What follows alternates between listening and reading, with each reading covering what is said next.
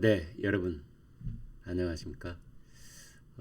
이번에는 제가 마치 초등학생이 된 것처럼 초등학교 한 3학년, 5학년 이쯤 된 아이가 된 심정으로 제가 이번 그 계엄과 탄핵 국면 사태를 보면서 느끼는 어떤 근본적인 저 개인적인 생각,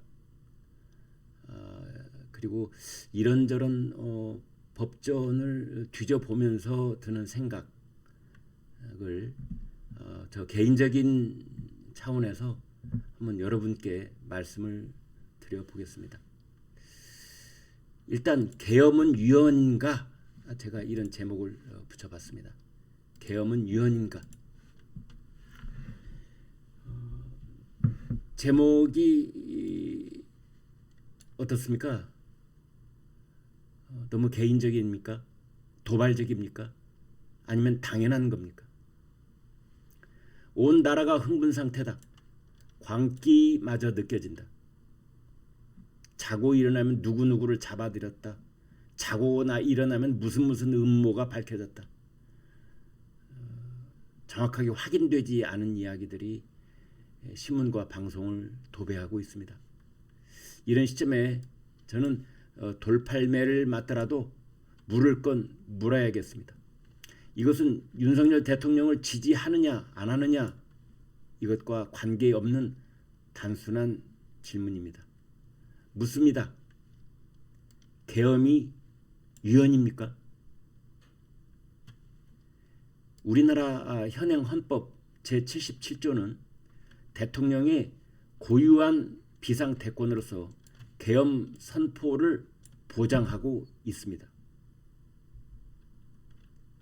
그런데 그것이 위헌이라고요? 헌법이 보장하고 있는 계엄을 선포했는데 헌법이 보장하는 걸 했는데 그게 위헌이라고? 논리학의 기본 개념을 배우기 시작한 초등학생도 고개를 갸웃할 것이다. 우리 헌법은 혹시 자체 모순을 안고 있는 건 아닌가? 헌법 77조는 전시사변에 준하는 비상사태를 계엄 요건으로 적시하고 있습니다. 헌법은 간결하지만 그만큼 불친절합니다. 준전시사태는 어디까지를 말합니까? 천안함 폭침, 연평도 포격, 그 당시는 준전시였습니까? 아닙니까? 지구상에서 가장 호전적인 북한 체제가 핵탄두를 50기 이상 실전 배치하고 선제 사용을 법제화해서 그걸 천명한 상황이라면 준전시입니까? 아닙니까?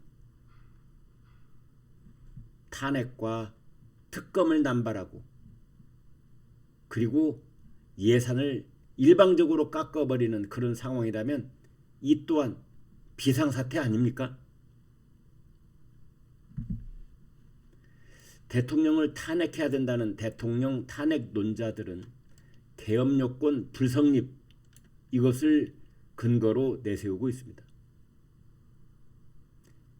이번에 계엄 선포의 요건 즉 이러한 그 준 국가 비상사태에 해당되지 않는다 이런 얘기인 것이죠.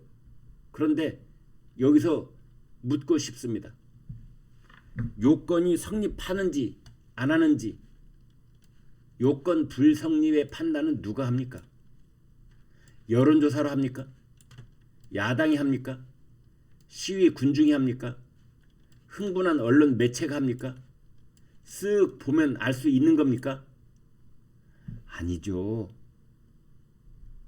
계엄 선포의 주체인 대통령이 할 수밖에 없지 않겠습니까? 그러한 대통령의 판단을 수용하겠다는 것이 계엄 관련 입헌 추지가 아니겠습니까? 헌법 제77조의 하위법이자 관련법인 계엄법이 있습니다. 이 개헌법 2조 2항은 이렇게 되어 있습니다. 사회 질서가 극도로 교란되어 행정 및 사법 기능의 수행이 현저히 곤란할 경우에 계엄을 선포한다고 적시하고 있습니다. 2023년 이상민 행안장관 탄핵 발의부터 시작해서 지금까지 모두 28차례 탄핵 소추가 발의가 됐고, 윤석열 정부 출범 이후 특검과 관련된 발의가 43건, 그중에 국회에서 처리된 것이 31건입니다. 이러한 내용은 국회 의안 정보 시스템에 다 나와 있는 겁니다. 여러분, 특정 야당의 단독 강행 처리로 탄핵과 특검이 무한 반복되고 있다면 이것이야말로 행정 수행을 현저하게 곤란하게 만들고 있는 사회질서 교란으로 볼 수 있겠습니까? 없겠습니까? 윤석열 대통령은 그것을 교란이라고 봤고, 이때 교란의 주범으로 지목된 국회는 그렇지 않다라고 지금 맞서 있는 것인데, 헌법재판소는 어떤 판단을 내릴 것 같습니까? 이 같은 입법 교란 상황에서 대통령이 대항할 수 있는 수단은 위헌정당 해산 심판 청구, 거부권 행사, 계엄령 선포, 이 세 가지가 떠오릅니다. 헌법 8조, 즉 위헌정당 해산 심판 청구는 정당의 목적이나 활동이 민주적 기본 질서에 위배될 때 정당 해산 청구의 요건이라고 규정을 하고 있습니다. 여러분, 탄핵을 무한 남발하고 있는 것은 민주적 위배입니까? 민주적 질서를 위배하는 것입니까? 아닌 것입니까?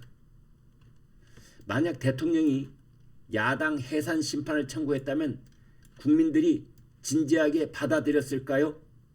비웃었을까요? 어떻게 보십니까? 혹은 1987년 개헌 때 없어진 대통령이 국회 해산권 부활을 골자로 해서 핀셋 개헌을 추진했다면 어떤 일이 벌어졌을까요?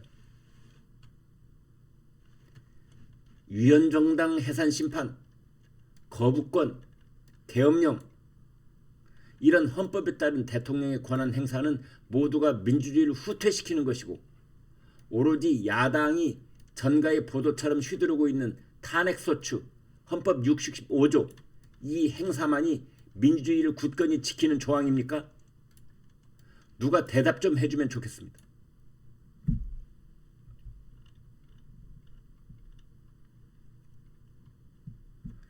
지금 야당은 계엄군이 국회에 진입한 것을 내란이라고 단정짓고 있습니다. 그에 따른 대통령 탄핵 인용을 기정사실화하는, 기정사실처럼 몰아붙이고 있습니다. 그러나 헌법 77조 3항 계엄법 제9조는 집회 결산의 제한, 그리고 체포 구금 압수수색을 계엄사령관의 특별조치권으로 보장하고 있습니다. 특별조치권, 대상을 특정하지 않은 채 집회 결사를 제한하고 체포 구금할 수 있다. 이게 계엄사령관의 특별조치권이라고 보장하고 있는 겁니다. 단 계엄법 13조를 보면 국회의원은 현행범인 경우를 제외하고는 체포 구금되지 않는다라고 되어 있는데, 이 부분 따져보겠습니다. 한동훈 전 국민의힘 대표가 계엄 해제 직후에 그 다음날 12월 4일 날 윤석열 대통령을 만난 자리에서 왜 나를 체포하려 했습니까? 라고 따지자 윤 대통령이 뭐라고 대답했느냐? 포고령을 위반했기 때문이 아니었을까? 라고 대답을 합니다. 자, 여기서 다시 묻습니다. 정치 활동을 금지한 포고령을 위반하면 그 국회의원은 현행범입니까? 아닙니까? 궁금합니다. 아무튼 계엄이 선포되고 해제된 그 이후 야당은 계엄법 개정안을 49건이나 발의를 했습니다. 이것도 의안 정보 시스템에 다 나와 있는 겁니다. 이 내용은 뭐냐? 계엄이 선포되면 이유 여하를 막론하고 국회의원은 털끝 하나 건드리지 말라라는 것을 계엄법에 명시하자는 겁니다. 자, 이번에 야당은 무엇이 찜찜해서 그랬을까요?